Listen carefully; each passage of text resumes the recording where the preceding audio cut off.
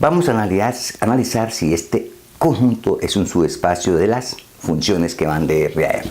Entonces, sea W igual al conjunto de todas las f, tales que f de x es igual a f de 1 menos x.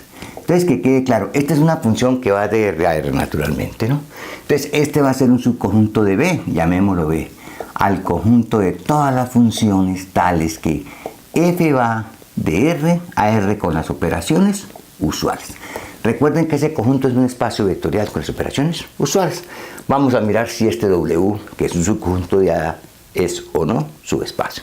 Entonces, la primera, para todo f y g en W, f más g pertenece a W. Entonces, simplemente f más g.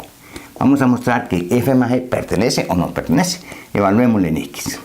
Pero esta definición es la de allá, ¿no? La del B. O sea, esto es f de x más g de x. Pero f de x, como f está en W, f de x vale f de 1 menos x. Y como g está en W, g de x vale g de 1 menos x.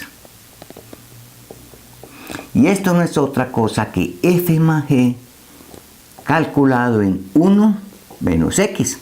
Entonces, f más g de x es f más g calculado en 1 menos x. Eso implica que f más g pertenece a W.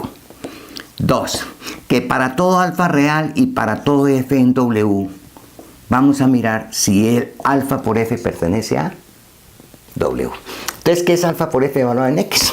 Entonces, sabemos que esto es alfa por f de x. Las operaciones en B.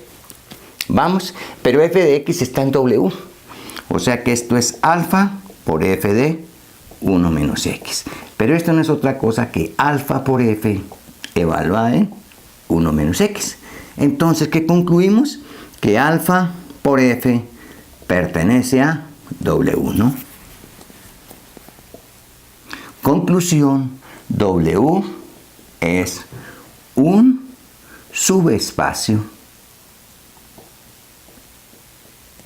de B, el conjunto de las funciones. Y entonces, como W es un subespacio del conjunto de las funciones, entonces W es un espacio vectorial con las operaciones usuales en B, o sea, en las funciones que van de R a R, con la suma usual y la multiplicación usual, ¿no? Hasta pronto.